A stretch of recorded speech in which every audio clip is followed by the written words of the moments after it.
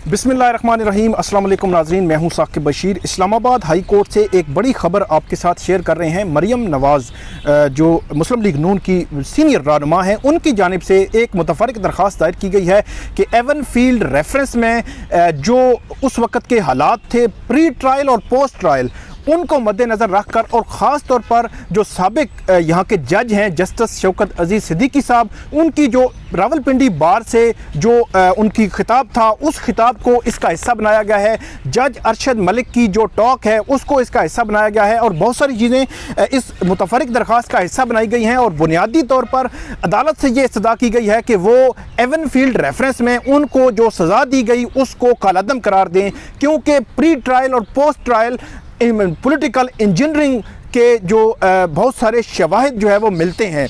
तो इसका जो मतन है वो आपके सामने रख देते हैं। कहा क्या गया है, इसमें 77 पेजेस जो हैं वो अनेक्शर लगाए गए हैं और उसमें जो जस्टिस शौकत अजीज़ सिद्दीकी साहब हैं उनकी रावलपिंडी बार से जो खिताब था उस पूरे खिताब को ट्रांसक्रिप्ट की शक्ल में, फिर उसके बाद जो उनका वीडियो जो लिंक था उसको इसके साथ मुंसलिक किया गया है।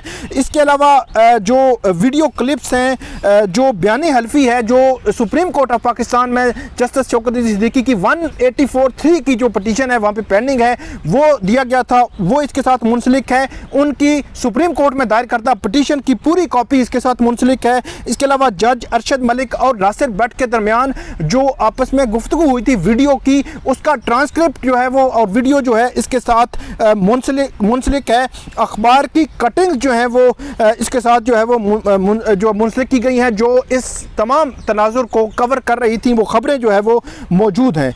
इसमें जो मतन है इस दरख्वास्त का वो आपके सामने रख देता हूँ कि उसमें बुनियादी तौर पर क्या कहा गया है। इसमें जो दरख्वास्त है उसमें एवन फील्ड रेफरेंस में जो सज़ा दी गई थी उसको कालादम करार देने की इस्तदा की गई है। जो वकील हैं इरफान कादर, जो पहले अमजद परवेज़ वकील थे मरियम नवाज़ साहिबा के, अब इरफान कादर हैं, उन्होंने ये दरख्वास्त दायर की है और इसमें यह कहा गया है कि एहतसाब अदालत ने 6 जुलाई 2017 के एवन फील्ड रेफरेंस में सज़ा सुनाई थी। पाकिस्तान की तारीख में पॉलिटिकल इंजीनियरिंग और कानून की संगीन खिलाफ वर्जियों की क्लासिक मिसाल करार दिया गया है इसको, जो दरख्वास्त है इसमें। और इसके अलावा ये कहा गया है कि जो खिताब था जस्टिस शौकत अजीज़ सिद्दीकी साहब का जो खिताब था उससे मुतालिक कहा गया है कि जज साहब ने यह कहा अपने खिताब में कि चीफ जस्टिस को अप्रोच किया गया कि हमने इलेक्शन तक नवाज शरीफ और उसकी बेटी को बाहर नहीं आने देना। ये वो पॉइंट है जिसको हाईलाइट किया गया है उस तकरीर में। इसके अलावा जस्टिस शौकत अजीज़ सिद्दीकी की तकरीर ने सारी कार्रवाई मशकूक बना दी, ये कहा गया है। और ये कहा गया है कि ट्रायल की सारी कार्रवाई रेफरेंस फाइल करने के अहकामात भी दबाव का नतीजा हो सकते हैं। इसके अलावा ये कहा गया है कि नैब के लिए लाजिम है कि वो शफाफ तरीके से कार्रवाई आगे बढ़ाए। इसके अलावा ये भी कहा गया है कि जो शरीफ फैमिली के खिलाफ मुकदमात पर असरअंदाज होने का सबूत अरशद मलिक की वीडियो में भी मौजूद है। और ये कहा गया है कि जो असासों के इल्ज़ाम में 3 अलग अलग रेफरेंस दायर करना भी कानून की खिलाफ वर्जी थी।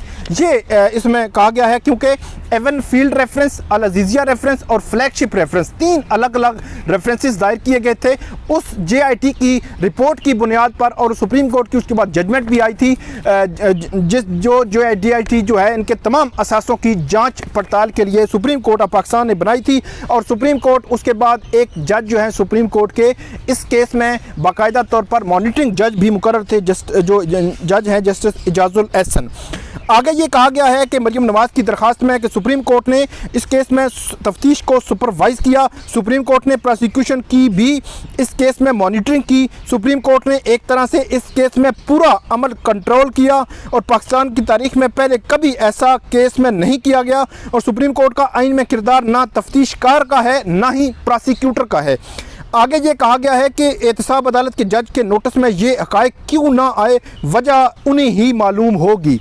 आगे जाकर ये कहा गया है दरख्वास्त में कि इदारों के सरबराहान को कहा जज के मुताबिक कि जिस बेंच से आप मुतमिन हैं वो बेंच बना देते हैं। और इस तरह जस्टिस शौकत अजीज़ सिद्दीकी साहब के जो इल्ज़ामात हैं उन तमाम को रिप्रोड्यूस भी किया गया है। और जो जस्टिस शौकत अजीज़ सिद्दीकी साहब को जो हटाया गया था, उनको बरतरफ किया गया था बतौर जज, उसको भी यहाँ पे इसका जिक्र जो है वो मौजूद है। और ये कहा गया है कि ये जितना अमल है ये इस पूरी कार्रवाई को मशकूक बनाता है। इसके अलावा जज अरशद मलिक की भी वीडियो वीडियो वायरल हुई कि उन पर नवाज शरीफ को सज़ा सुनाने के लिए बेहद दबाव था और अदालत कानून की इन संगीन खिलाफ वर्जियों का नोटिस ले और तमाम इल्ज़ामात से बरी और सज़ा जो है वो कालादम करार दे। ये कहा गया है इस दरख्वास्त में जो एवनफील्ड रेफरेंस में मरियम नवाज साहिबा की जानिब से मुतफरिक दरख्वास्त इस्लामाबाद हाई कोर्ट में दायर की गई है। इसके अलावा ये कहा गया है कि जो ख्वाजा साद रफ़ीक का जो फैसला था सुप्रीम कोर्ट ऑफ पाकिस्तान बाद में दिया और नैब का जो रोल है उससे मुतल्लिक बहुत सारे सवालात उठाए गए थे उस फैसले में, उसको रिप्रोड्यूस किया गया है और उसको भी इसके साथ मुंसलिक किया गया है। और ये हवाला दिया गया है कि जो इस केस में जो एवनफील्ड रेफरेंस में जो सज़ा बुनियादी तौर पर जो सुनाई गई थी उसको सेट असाइड किया जाए। तो ये दरख्वास्त है मरियम नवाज साहिबा की। और जो सुप्रीम कोर्ट ऑफ पाकिस्तान में जो जस्टिस शौकत अली सिद्दीकी साहब के मुतल्लिका केस से मुतल्लिका जितनी भी दस्तावेज़ात हैं मुख्तलिफ मराहिल पे उन्होंने जमा करवाई हैं, पटिशन समेत तमाम को एनेक्चर किया गया है इसमें। और पॉलिटिकल इंजीनियरिंग का जो एग्जैक्टली वर्ड है इसको हाईलाइट किया गया है और प्री और पोस्ट ट्रायल जितने भी मामलात थे उसको इस दरख्वास्त में जो है वो जिक्र किया गया है।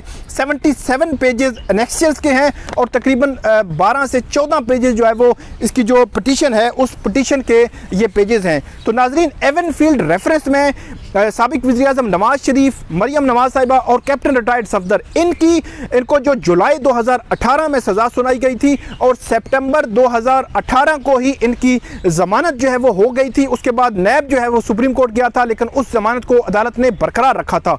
उसके दौरान ही अल अज़ीज़िया रेफरेंस में साबिक वज़ीर-ए-आज़म नवाज शरीफ को सज़ा हुई और फ्लैगशिप रेफरेंस में बरीयत हुई। उसके बाद जज अरशद मलिक का मामला आया और वीडियोज़ आई।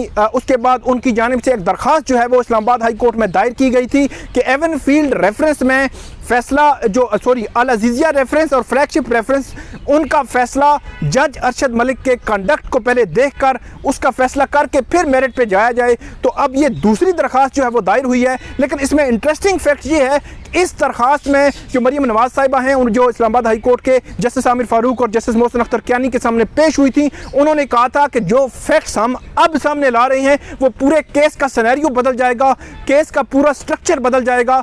उससे ये लग रहा था कि शायद वो कोई नई ऑडियो, कोई वीडियो, कोई दस्तावेज ऐसी सामने ला रही हैं कि जिससे केस का सिनेरियो बदल सकता है। अब भी जो वो लाई हैं, अब इस केस का फैसला जो है अदालत ने करना है इस दरख्वास्त को देखकर कि सिनेरियो बदलता है या नहीं बदलता। लेकिन एक चीज़ तय है कि नई ऑडियो, वीडियो या कोई ऐसी दस्तावेज वो सामने नहीं लाई, लेकिन पुराने हकायक जो इस केस या इनके शरीफ फैमिली के केसेस से मुंसलिक थे उन तमाम को वो किसी न किसी सूरत में वो सामने लाई हैं। अब इस केस पर कल समाअत होनी है, जस्टिस आमिर फारूक और जस्टिस मोहसिन अख्तर कियानी समाअत करेंगे। देखते हैं अदालत इस दरख्वास्त को कैसे एंटरटेन करती है और जो अपीलें हैं उनको कैसे आगे चलाती है। तो ये थी नाज़रीन आज की हमारी वीडियो। इस वीडियो पे आप कमेंट जरूर कीजिएगा। बहुत शुक्रिया।